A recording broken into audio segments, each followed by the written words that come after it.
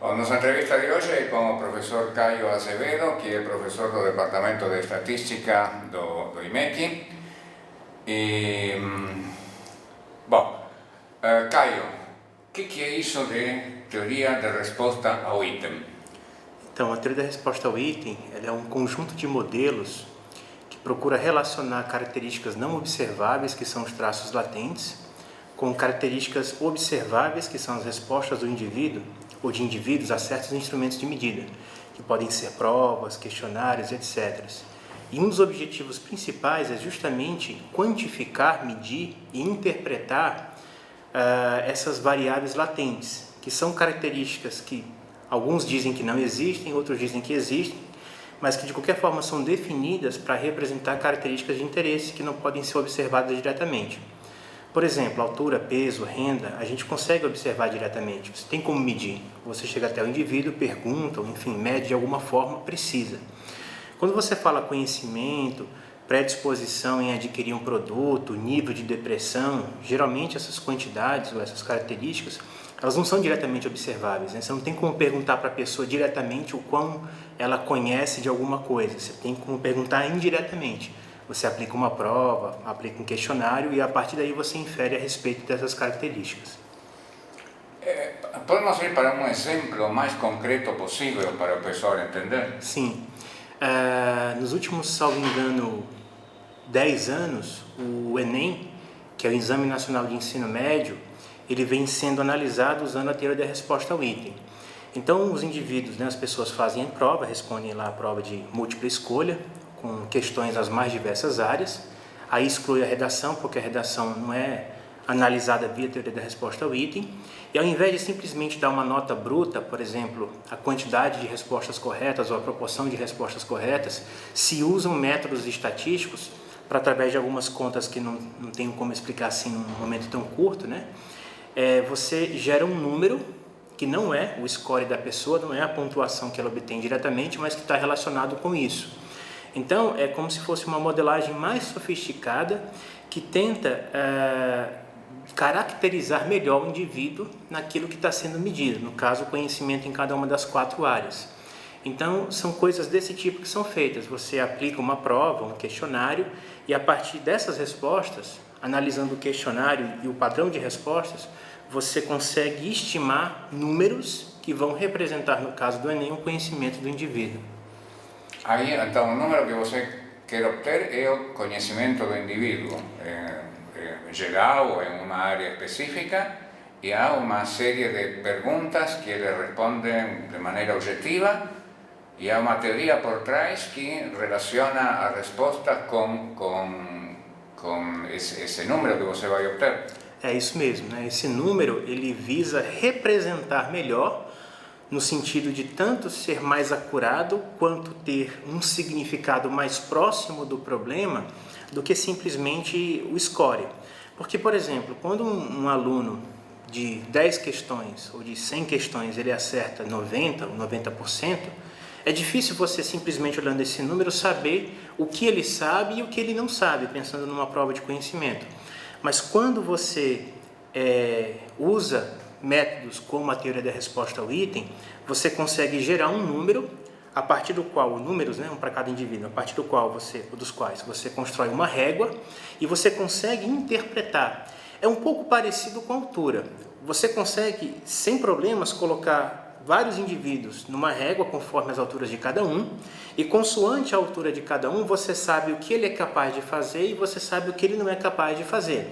Por exemplo, pessoas muito baixas têm dificuldade de, por exemplo, pegar coisas em armários muito altos, não tem nenhuma dificuldade de passar por portas. Já uma pessoa muito alta pega coisas no armário ou em armários altos sem problemas e dependendo da altura da porta a pessoa tem que se abaixar. É parecido com o que se faz na TRI, por exemplo, com o conhecimento.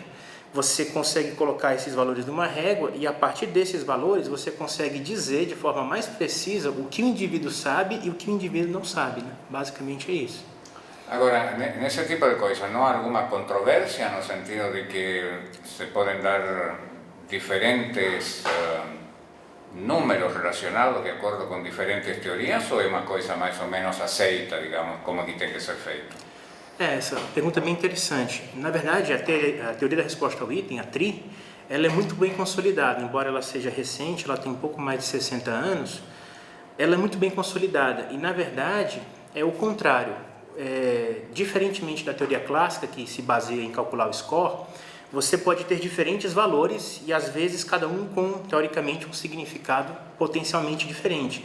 Na TRI, um dos pressupostos básicos, que em geral se verifica na prática através de métodos apropriados, você consegue ter uma consistência nos resultados, ou seja, independentemente da prova que você aplique no aluno sobre o mesmo conhecimento, ou independentemente de quais pessoas respondam aquela prova, os resultados eles não se alteram, tendem a se alterar muito pouco. Apesar de não ser uma unanimidade, e sim, dependendo do objetivo, existem teorias melhores do que a TRI, como, por exemplo, os modelos de diagnóstico cognitivo, mas, em geral, a TRI funciona muito bem. E tem vários métodos, tanto estatísticos quanto, por assim dizer, inerentes ao próprio problema, para você verificar se os resultados são de fato apropriados.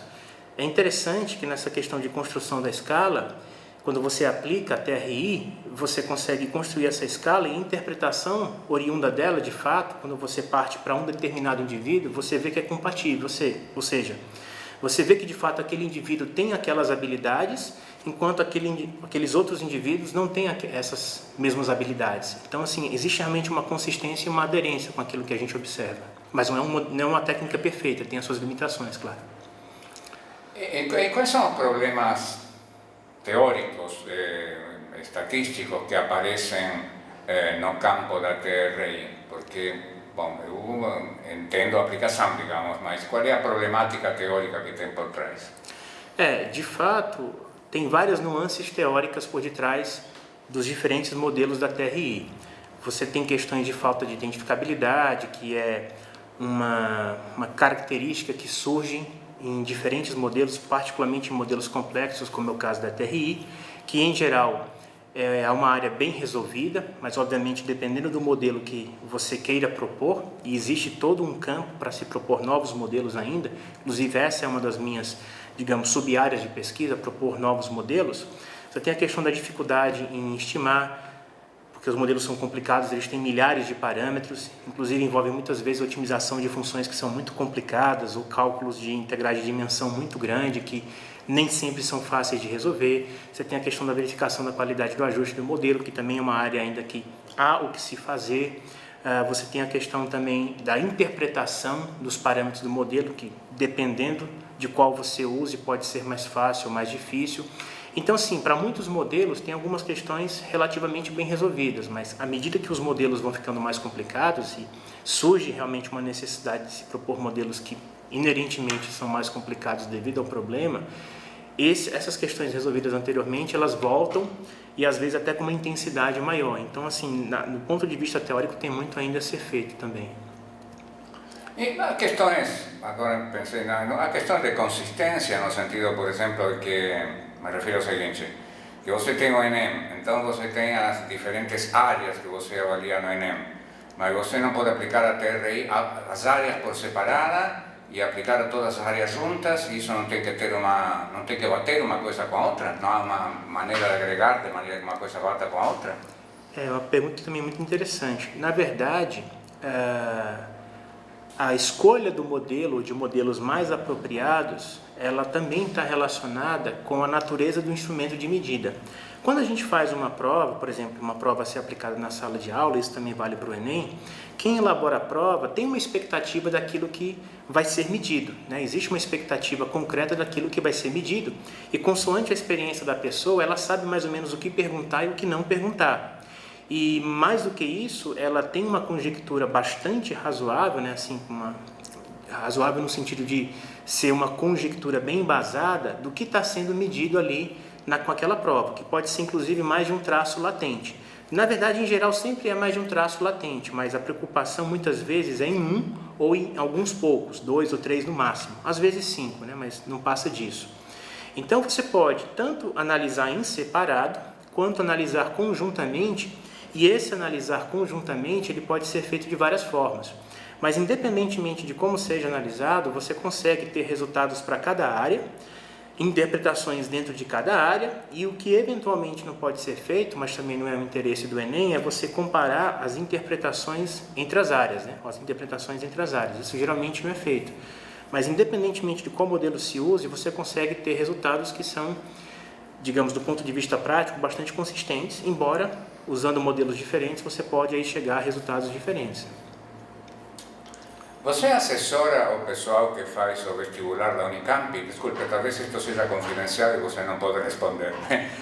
Não, posso sim. Na verdade, eu não assessoro, eu não participo do vestibular. Na verdade, é um interesse particular que eu tenho desde que eu entrei aqui, na verdade, em 2009.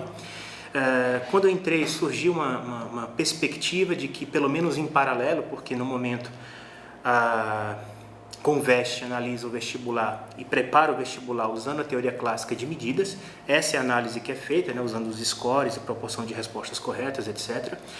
Num primeiro momento, lá em 2009, eu conversei, as conversas não avançaram assim muito, mas parece que agora a gente está retomando e existe uma perspectiva de que, quem sabe, no futuro a TRI possa ser utilizada ou outras metodologias que a gente julgar mais apropriadas. Mas, assim, no momento, existe um início de uma retomada de contato, mas ainda nada nesse sentido de assessorar ou de usar TRI para o vestibular, né, diferentemente do Enem.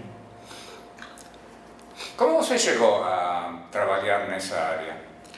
Sim, eu fui muito abençoado, eu diria, porque eu estava no meu penúltimo ano de graduação, salvo engano, e felizmente o professor Dalton, que inclusive fora professor aqui durante 6 anos na Unicamp... Perdão, na USP. Estamos falando na USP. Não, na graduação ainda na Universidade Federal do Ceará. Ceará. Ainda na época de graduação, né? Eu o conheci no penúltimo ano de graduação, fui apresentado a ele, fui aluno dele em 3 disciplinas, salvo engano, e aí surgiu o interesse meu e dele de desenvolvermos iniciação científica nessa área, né? Isso foi em 99. E aí depois eu tive o privilégio de ser aluno dele de mestrado, também de doutorado, com o tempo que eu fiquei na Holanda, fazendo um doutorado sanduíche com o professor Jean-Paul Fox. E aí desde 99, começando na iniciação científica, fiz meu mestrado, meu doutorado nessa área e continuo pesquisando nela, né? Então começou na graduação, foi bem interessante.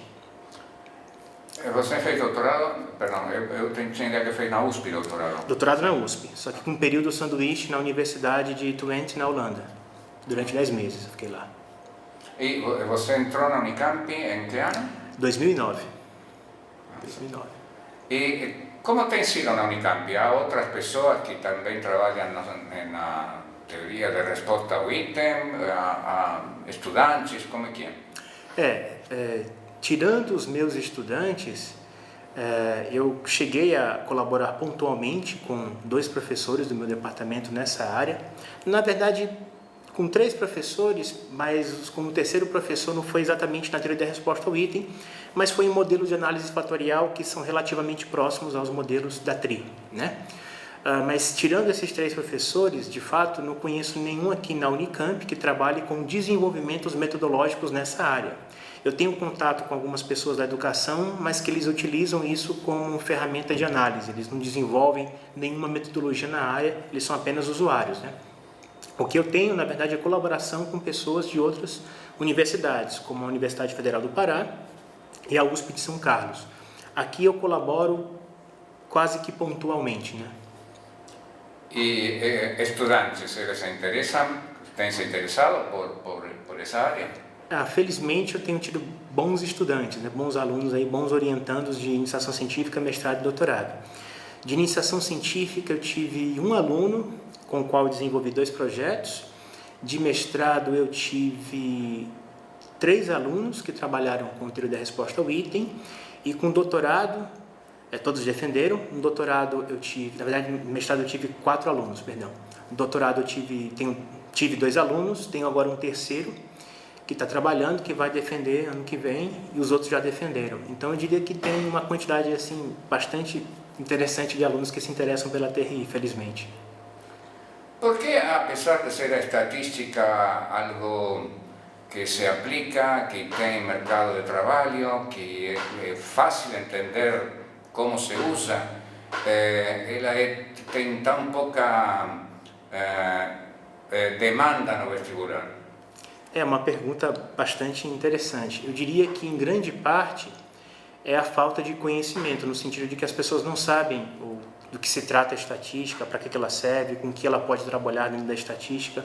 Eu mesmo sabia quase nada ou muito pouco quando ingressei na estatística na graduação. E penso também que um segundo empecilho seja a questão de que, de fato, é um curso difícil. É fácil de entrar devido à baixa demanda, mas é um curso difícil. Então, eu colocaria esses dois fatores, talvez o primeiro como sendo mais importante, mas eu colocaria esses dois fatores como sendo os mais contundentes na direção de ter uma baixa procura aí por parte dos alunos, dos interessados no curso de estatística, infelizmente, né? Mas é uma área bastante interessante e bastante promissora. Essa falta de demanda é uma coisa que preocupa vocês ou, sei lá, vocês conseguem conviver facilmente com essa situação? Não, é uma coisa que preocupa o departamento, sim. Na verdade, preocupa os departamentos de estatística espalhados pelo Brasil, até onde eu consigo, né, obter essas informações. Particularmente me preocupa muito, mesmo porque a gente tem interesse em preparar bons profissionais. E, consequentemente, né, ou em consequência de uma alta demanda, se ela viesse a existir, teoricamente teríamos assim uma maior probabilidade de ter mais alunos melhor preparados para serem estatísticos. Então, é uma coisa que a gente traz uma certa preocupação. Tentamos aí fazer algumas divulgações ainda que individualmente, né, e os alunos também fazem propaganda, porque é um curso que alguns, não todos, mas alguns gostam, certamente. Talvez até a maioria goste do curso. É um curso assim difícil, mas é um curso bastante interessante do ponto de vista metodológico, do ponto de vista também de mercado de trabalho. Mas é algo que preocupa, sim. A estatística sempre vem misturada na pós-graduação, pelo menos, com probabilidade. Agora, os especialistas em probabilidade vêm da graduação em estatística ou vêm da graduação em matemática, outra coisa? Eu diria que até um certo tempo a tendência é que mais matemáticos se tornassem, digamos, probabilistas do que estatísticos. Mas acho que de um tempo mais recente para cá, essa divisão ela está meio que equiparada, meio que uniforme, e até há uma tendência maior de que estatísticos se interessem mais por probabilidade. Então eu diria que está mais ou menos equilibrado, talvez uma leve vantagem para quem é da estatística, né? Principalmente porque, dependendo de como se ministrem os cursos de probabilidade, e você, via de regra, tem alunos que se interessam por matemática, mas optam por fazer estatística, que venham a se interessar por probabilidade. Então, eu diria que, se não está uniforme, talvez um pouco mais de alunos da estatística estejam interessados em probabilidade, mas assim, não é nenhuma inferência precisa, é mais uma conjectura que eu estou fazendo aqui, né? Você está satisfeito com o estado atual da graduação em estatística ou faria alguma modificação curricular ou alguma modificação de estilo de como lidar com isso? Na verdade, particularmente o nosso departamento, ele tem buscado se aproximar mais da ciência da computação, principalmente aí com o advento do data mining, big data, essas expressões aí de ciências de dados, cientistas de dados. Então a gente tem feito esforços concretos nesse sentido. O que, na verdade, eu gostaria de que mudasse, pelo menos num primeiro momento, porque é inviável você aumentar o número de disciplinas, isso aí não tem como a gente fazer e manter os 4 anos de graduação saudáveis, digamos assim, é que alunos cada vez melhores optassem por estatística. Então, assim, talvez se eu pudesse fazer algo mais, se eu pudesse ter uma condição concreta de mudar a realidade, seria nesse aspecto. Eu acredito que a grade curricular ela vem sendo, pelo menos no nosso curso, devidamente adaptada e, digamos, atualizada mediante as demandas aí do século XXI. Então, acredito que isso esteja num bom caminho. Eu mudaria, se pudesse, no sentido de que melhores alunos cada vez mais procurassem mais a estatística. Você mencionou a parte de computação. Eles saem relativamente bem formados em computação ou faltaria alguma coisa aí? Nossas disciplinas de computação, elas têm de fato melhorado, tanto em qualidade quanto em quantidade. E mesmo em disciplinas que não têm um caráter computacional na sua essência, no sentido de serem disciplinas de computação, elas exigem um conhecimento e um treinamento computacional. Então, assim, as disciplinas da última metade ou da segunda metade, elas mais aplicadas, por assim dizer, como regressão, planejamento e pesquisa, amostragem, análise multivariada, precisa de ter um conhecimento computacional, diria eu, razoável. talvez não saiam programadores, mas eu acho que um estatístico ele precisa ter essa habilidade de programação. Mesmo porque, como eu falo para os meus alunos, eles têm que sair da graduação capazes de desenvolver, se preciso, novos métodos. E uma vez que se desenvolva novos métodos, o passo adicional, ou passo seguinte natural, seria implementar esses métodos computacionalmente de forma apropriada. Então, eles precisam ter um conhecimento, eles saem com um razoável conhecimento, mas certamente poderia melhorar. Há alguma resposta que você gostaria de dar e que eu não perguntei? Aproveitando o ensejo, aproveitando a oportunidade, né? Inclusive, o título que eu pensei para essa entrevista foi Modelando o Invisível sob Não Normalidade, né? Ou seja, o não invisível seriam modelando o invisível sob não normalidade. O invisível seriam esses traços latentes, e sob não normalidade é porque as suposições usuais de normalidade têm sido frequentemente, pelo menos nos últimos anos, questionadas, e eu tenho tentado sempre propor modelos que estendem ou que prescindem dessa suposição de normalidade em diversos sentidos. E um outro aspecto que é interessante, para além da teoria da resposta ao item, é que o traço latente, ou efeito aleatório, como muitas vezes ele é chamado, ele serve não só para caracterizar melhor aspectos que não são mensuráveis diretamente, mas como ele serve também para modelar dependência, serve para modelar melhor a estrutura de variabilidade dos dados, serve também para ajudar a diminuir a dimensionalidade dos dados, que é um aspecto cada vez mais crucial com o advento do Big Data.